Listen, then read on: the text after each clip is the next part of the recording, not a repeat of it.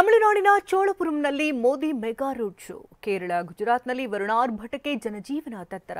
Live video ಮಾಡಿ ಆತ್ಮಹತ್ಯೆಗೆ ಶರಣಾದ ಪೊಲೀಸ್ ಕಾನ್ಸ್ಟೇಬಲ್ ಪತ್ನಿ. ಇದೆಲ್ಲವನ್ನ ನೋಡೋಣ ದೇಶ ವಿದೇಶ ನ್ಯೂಸ್ ಟಾಪ್ನಲ್ಲಿ. ಪ್ರಧಾನಿ ನರೇಂದ್ರ ಮೋದಿ ತಮಿಳುನಾಡು ವಿಧಾನಸಭಾ ಚುನಾವಣೆಗಾಗಿ ಬಿಜೆಪಿಯ ಪ್ರಚಾರಕ್ಕೆ ಮುನ್ನುಡಿ ಬರೆದಿದ್ದಾರೆ.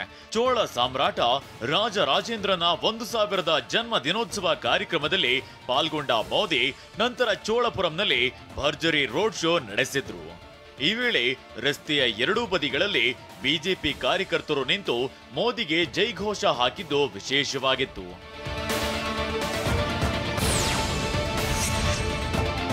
ಪ್ರಧಾನಿ ನರೇಂದ್ರ ಮೋದಿ ಅವರು ನಿನ್ನೆ ಐತಿಹಾಸಿಕ ಗಂಗೈಕೊಡಂ ಚೋಳಪುರಂ ದೇವಾಲಯಕ್ಕೆ ಭೇಟಿ ನೀಡಿದ್ರು.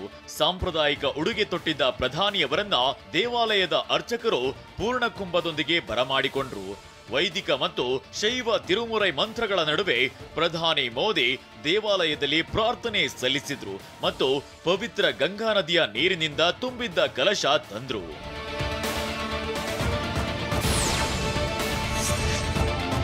ಉತ್ತರ ಭಾರತದಲ್ಲಿ ಈಗ ಕನ್ವರ್ ಯಾತ್ರೆಯ ಸೀಸನ್. ಹೀಗಾಗಿ ಕನ್ವರ್ ಯಾತ್ರೆ ಅಂತ ಭಾವನಾತ್ಮಕ ಸಮಯದಲ್ಲಿ ಕೆಲ ರಾಜಕಾರಣಿಗಳು ತಾವು ಯಾತ್ರೆಯಲ್ಲಿ ಪಾಲ್ಗೊಂಡು ಜನಸಾಮಾನ್ಯರ ಜೊತೆ ತಾವಿದ್ದೇವೆ ಎಂಬ ಸಂದೇಶ ಸಾರಲು ಯತ್ನಿಸುತ್ತಿದ್ದಾರೆ. ಇನ್ನು ಛತ್ತೀಸ್ಗಢದಲ್ಲಿ ಒಂದು ಹೆಜ್ಜೆ ಮುಂದೆ ಹೋಗಿರುವ ಪಂಡಾರಿಯ ಕ್ಷೇತ್ರದ ಶಾಸಕಿ ಭಾವನಾ ಬೋರಾ ಕನ್ವರ್ ಯಾತ್ರಿಗಳ ಜೊತೆ ತಾವು ಕೂಡ 151 ಕಿಲೋಮೀಟರ್ ದೂರ ಯಾತ್ರೆಯಲ್ಲಿ ಪಾಲ್ಗೊಂಡಿದ್ದಾರೆ. ಭಾರತದ ಅತಿದೊಡ್ಡ ಐಟಿ ಸಂಸ್ಥೆ ಟಾಟಾ ಕನ್ಸಲ್ಟೆನ್ಸಿ ಸರ್ವಿಸ್ ಟಿಸಿಎಸ್ 2% ಉದ್ಯೋಗ ಕಡಿತಕ್ಕೆ ಮುಂದಾಗಿದೆ. ಹೆಚ್ಚು ಕಡಿಮೆ 12,000ಕ್ಕೂ ಹೆಚ್ಚು ಮಂದಿ ಕೆಲಸ ಕಳೆದುಕೊಳ್ಳಲಿದ್ದಾರೆ. ಸದ್ಯ ಟಿಸಿಎಸ್ನಲ್ಲಿ 13,069 ನೌಕರರಿದ್ದು ಮಾರುಕಟ್ಟೆ ವಿಸ್ತರಣೆ, ಎಐ ತಂತ್ರಜ್ಞಾನ ಮತ್ತು ಕಾರ್ಯಪಡೆಯ ಮರುಜೋಡಣೆಯ ಮೇಲೆ ಕೇಂದ್ರೀಕರಿಸಿ ಈ ನಿರ್ಧಾರ ಕೈಗೊಳ್ಳಲಾಗ್ತಿದೆ.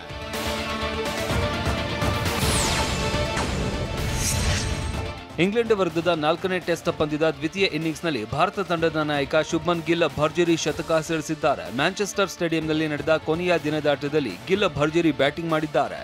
ಈ ಮೂಲಕ ಗಿಲ್ ಟೆಸ್ಟ್ ಕ್ರಿಕೆಟ್ನಲ್ಲಿ 4ನೇ ಶತಕ ಬಾರಿಸಿದ ಸಾಧನೆಯನ್ನ ಮಾಡಿದ್ದಾರೆ. ಇಂಗ್ಲೆಂಡ್ ವಿರುದ್ಧದ 4ನೇ ಟೆಸ್ಟ್ ಪಂದ್ಯದಲ್ಲಿ ಕನ್ನಡಿಗ ಕೆಎಲ್ ರಾಹುಲ್ ಶತಕದ ಹಂಚಿನಲ್ಲಿ ಎಡವಿದ್ದಾರೆ. ಕೊನೆ ದಿನದಾಟದಲ್ಲಿ ಗಿಲ್ ರಾಹುಲ್ ಜೋಡಿ ಅದ್ಭುತ ಬ್ಯಾಟಿಂಗ್ ಮಾಡಿತು. ಶತಕ ಸಿಡಿಸುವ ನಿರೀಕ್ಷೆ ಮೂಡಿಸಿದ್ದ ರಾಹುಲ್ 90 ರನ್ಗೆ ವಿಕೆಟ್ ಒಪ್ಪಿಸಿದ್ದು ಅಭಿಮಾನಿಗಳಲ್ಲಿ ನಿರಾಸೆ ಮೂಡಿಸಿದೆ. ವಿಶ್ವ ಚಾಂಪಿಯನ್ಶಿಪ್ ಆಫ್ ಲೆಜೆಂಡ್ಸ್ ಟೂರ್ನಿಮೆಂಟ್ನಲ್ಲಿ ಭಾರತ ತಂಡ ಪಾಕಿಸ್ತಾನದ ವಿರುದ್ಧ ಪಂದ್ಯವನ್ನ ನಿರಾಕರಿಸಿದೆ. ಶಿಖರ್ ಧವನ್ ಅವರು ಈ ನಿರ್ಧಾರವನ್ನ ಸಮರ್ಥಿಸಿಕೊಂಡಿದ್ದು ಮುಂದಿನ ಸೆಮಿಫೈನಲ್ನಲ್ಲೂ ಪಂದ್ಯ ಆಡೋದಿಲ್ಲ ಅಂತ ಸ್ಪಷ್ಟಪಡಿಸಿದ್ದಾರೆ. ಪಾಕಿಸ್ತಾನಿ ಆಟಗಾರರು ಮತ್ತು ಪತ್ರಕರ್ತರ ಆಕ್ರೋಶಕ್ಕೆ ಉತ್ತರಿಸಿದ ಧವನ್ ಈ ವಿಷಯದಲ್ಲಿ ತಮ್ಮ ನಿಲುವು ಬದಲಾಗೋದಿಲ್ಲ ಅಂತ ಹೇಳಿದ್ದಾರೆ.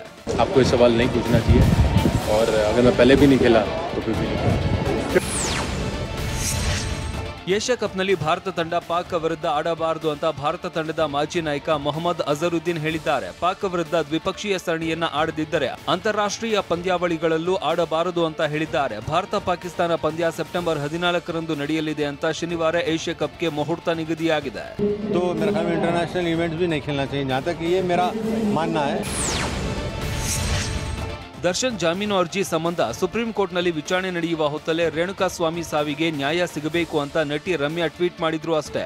ಇದೇ ಟ್ವೀಟ್ ದರ್ಶನ್ ಅಭಿಮಾನಿಗಳು ಕೆರಳುವಂತೆ ಮಾಡಿತ್ತು. ಅದರಲ್ಲೂ ಕೆಲ ಅಭಿಮಾನಿಗಳು ಅಶ್ಲೀಲ ಪದ ಬಳಸಿ ಕಮೆಂಟ್ ಹಾಕ್ತಾ ಇದ್ದಾರೆ. ದರ್ಶನ್ ಫ್ಯಾನ್ಸ್ ಅಶ್ಲೀಲ ಸಂದೇಶ ಕಳಿಸ್ತಾ ಇದ್ದಂತೆ ಕೆರಳಿದ ನಟಿ ಅವುಗಳನ್ನೇ ಸ್ಕ್ರೀನ್ ಶಾಟ್ ತೆಗೆದು ಖಾರವಾಗಿ ತಿರುಗೇಟು ಕೊಟ್ಟಿದ್ದಾರೆ. ರೇಣುಕಾಸ್ವಾಮಿ ಅವರ ಸಂದೇಶಗಳಿಗೂ ಡಿಬಾಸ್ ಅಭಿಮಾನಿಗಳ ಸಂದೇಶಗಳಿಗೂ ಯಾವುದೇ ವ್ಯತ್ಯಾಸವಿಲ್ಲ. ಈ ರೀತಿಯ ಸ್ತ್ರೀ ದ್ವೇಷದ ಮನಸ್ಥಿತಿಯನ್ನ ಹೊಂದಿರುವ ಟ್ರೋಲ್ಗಳಿಂದ ಮಹಿಳೆಯರು ಮತ್ತು ಯುವತಿಯರು ಕಿರುಕುಳ, ಅತ್ಯಾಚಾರ ಮತ್ತು ಕೊಲೆಗೆ ಒಳಗಾಗುತ್ತಾರೆ ಅಂತ ಟ್ವೀಟ್ ಮೂಲಕವೇ ತಿರುಗೇಟು ನೀಡಿದ್ದಾರೆ. ಡಿಬಾಸ್ ಅಭಿಮಾನಿಗಳ ಅಶ್ಲೀಲ ಕಮೆಂಟ್ನಿಂದ ಕೇಳಿರುವ ರಮ್ಯಾ ಸೈಬರ್ ಕ್ರೈಮ್ ಪೊಲೀಸರಿಗೆ ದೂರು ನೀಡೋದಕ್ಕೆ ನಿರ್ಧರಿಸಿದ್ದಾರೆ. ಈ ಬಗ್ಗೆ ಟಿವಿ9 ಜೊತೆ ಎಕ್ಸ್ಕ್ಲೂಸಿವ್ ಆಗಿ ಮಾತನಾಡಿದ ರಮ್ಯಾ, ದರ್ಶನ್ ಹಾಗೂ ನನ್ನ ನಡುವೆ ಭಿನ್ನಾಭಿಪ್ರಾಯ ಇಲ್ಲ.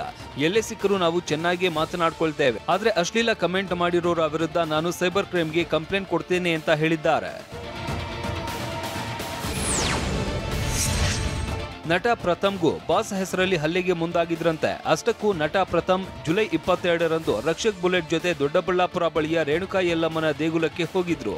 ಈ ವೇಳೆ ಮಾತನಾಡಬೇಕು ಅಂತ ಪ್ರಥಮ್ರನ್ನ ಕರೆದೊಯ್ದು ಚಾಕು ತೋರಿಸಿದ್ರಂತೆ. ಏನ್ ಬಾಸ್ ಬಗ್ಗೆ ಏನೇನೋ ಮಾತನಾಡ್ತೀಯಾ ಅಂತ ಹಲ್ಲೆಗೆ ಮುಂದಾಗಿದ್ದಾರಂತೆ. ವೆಪನ್ಗಳು ತಗೊಂಬಂದ್ರು, ಯಾರೋ ತಗೊಂಬಂದು ಕೊಟ್ಟ ಇಬ್ರು ಹುಡುಗರು ತೆಗೆದ್ಬಿಟ್ಟು ಹಿಂಗೆ ಇರ್ಕೊಂಡು ಹಿಂಗೆ ಅನ್ನಕ್ಕೆ ಬಂದ್ಬಿಟ್ರು. ನನಗೆಲ್ಲೋ ಮಿಸ್ ಹೊಡಿತಾ ಇದೆ. ಇದಿಷ್ಟು ನಡಿಬೇಕಾದ್ರೆ ನನ್ನಿಂದ 2 ಅಡಿ ದೂರದಲ್ಲಿ ರಕ್ಷಕ್ ಕೂತಿದ್ನೋ ಇಲ್ವೋ